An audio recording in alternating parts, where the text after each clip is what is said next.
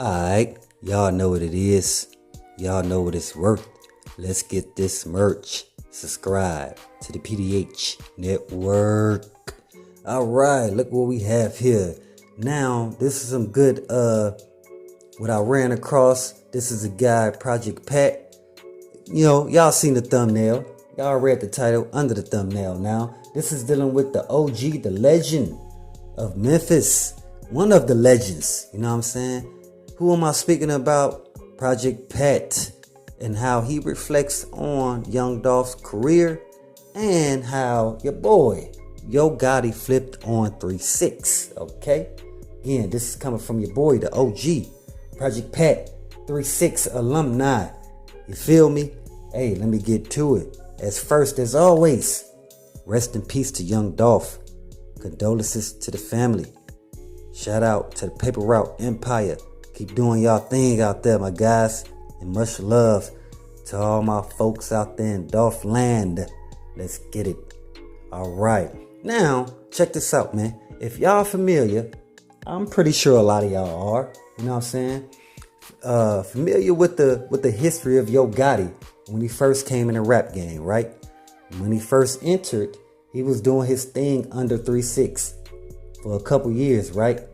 I mean, on tours with them, you know what I'm saying? Shows throughout Memphis, throughout Tennessee with them guys. Even to the point of a lot of people thought that Yo Gotti had signed to 3-6 once upon a time, right? But that wasn't the case. Even though Yo Gotti wanted to sign to 3-6, but Project Pat speaks on, from his knowledge, from his understanding, is that Juicy J and DJ Paul did not offer Yo Gotti the contract that he wanted, okay? Because Yo Gotti wanted 3-6 to build around him. Because y'all have to understand, 3-6 had a good team. They had beats, they had writers, producers. They had a good team over there, right? So Yo Gotti seen that, and he wanted to take advantage of it. But it wasn't going to be at the full expense of 3-6. So they wanted to create a deal where it was almost like it wasn't a split down the middle, right? It was like a 70-30 type of thing until like 2 years ago, and like an album or two he put out, and then like they could go in and renew another contract, right? If wanted, all right? It didn't happen that way because, again, Project Pat speaks on his understanding is that he guessed that, again, it wasn't what Yo Gotti wanted. The contract is what it wasn't what he wanted. So again, he backed out. He backed out, right? Not only that, Project Pat speaks on. I guess he didn't like the deal to the extent of going on a whole like tour to diss 3-6, right? You know what I'm saying? Even he put out a song, you know what I'm saying, that's called That's What's Up. And if y'all remember, that this song was from off the Back to the Basics mixtape, all right? And I think that was Back to the Basics 2, because he had a 1 and 2, all right? So yeah, Project Pat, he said he didn't understand like why it went to that magnitude. He said, again, he was on the outside. He was an artist. He didn't really like sit at the table with Yo Gotti and Juicy J and DJ Paul, so he don't really know like what was said and how it was said, but he do know that about a couple days later to a week later, he heard some diss songs from your boy Yo Gotti, and he was understanding where it came from. But hey, he said he didn't really think too much of it. To him, it was just a youngster and his feelings. All right, so let's get on to Project Pat speaking on how he met the next young legend. All right, who is Young Dolph. All right. Project Pat said when he first met Young Dolph, it was through a mutual partner, right? Because we know that 3-6, Project Pat, they've been in the rap game for a long time. So it's going to be mutual business associates and things of that nature that Young Dolph is going to know, and that Project Pat / 3-6 Mafia is going to know as well. So I guess this was one time he states they was in a recording studio, and one of the mutual business partners, I'm thinking CO Daddy O, hey, who knows, He didn't say the name, but I'm thinking that's who it is. But let me get to it. He said Young Dolph was in a recording studio. You know what I'm saying? Heard him. Well, the guy told him like he was gonna be the next one to come out of Memphis. You know what I'm saying? And Project Pat said he had heard of him before, but just not in person. He said so when he met Young Dolph, actually met him in person, the young cat. He said, man, he had a cool vibe. He was chill. Not only that, his aura, his vibe was chill, but he had a business mind. He had that business mentality. He knew what and where and how he wanted PRE to be set up in the next 10 years. And that's what Project Pat said he liked about Young Dolph, because he said he wished at a young age that he was at that he would have picked up the game like Young Dolph did, and his career would have went further. But you know, he's still a legend in the game, but he's speaking on the magnitude of not being, you know what I'm saying, constantly locked up and things of that nature.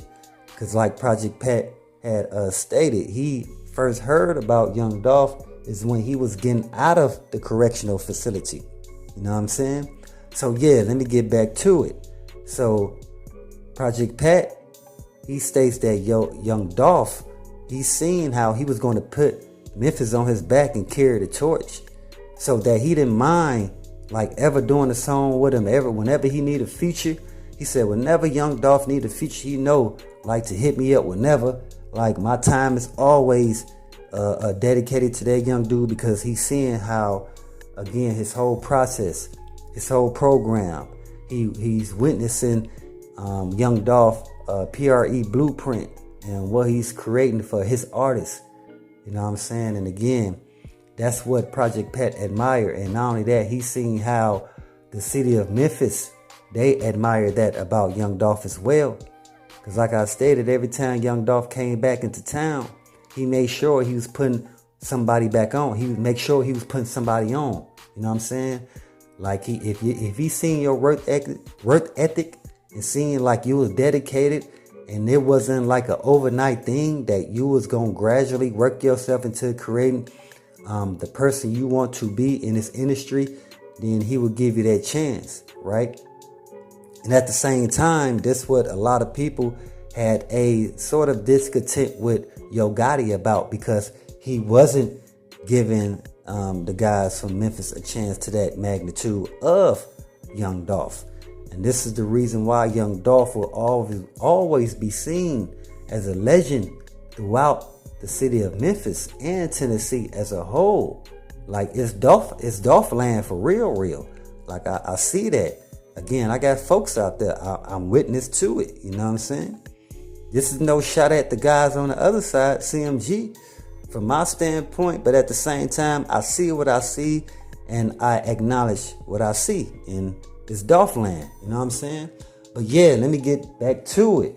So this is what, again, Project Pat admired about Young Dolph career is that he took it seriously. He had a plan. And not only that, he worked with other OG artists like in Memphis. You know what I'm saying? Zedzilla spoke on working with Young Dolph. You know what I'm saying? Player Fly. You know what I'm saying? Worked on like it's a couple other cats that's oh man, they like it's in my head, man, but I just can't get it out right now. But if y'all familiar with the history of like the Three6 and who they was featuring and who they messed with, and again, like how Young Dolph come back full circle to mess with them cats, and again, to not forget about the OGs that helped create a wave for him in Memphis. Cause he, you know, Young Dolph always states like he respect the OGs, you know what I'm saying, in Memphis, even though some came from Orange Mound and West Haven and things of that nature. He still had love for the 3-6 Mafias and the 8-Ball MJGs. You know what I'm saying? So yeah, that's why again it's coming full circle based on the respect and the reason why Young Dolph was treated like the real king and the legend of Memphis. Alright, y'all know what it is. Y'all know what it's worth. Let's get this merch. Subscribe. to the PDH Network.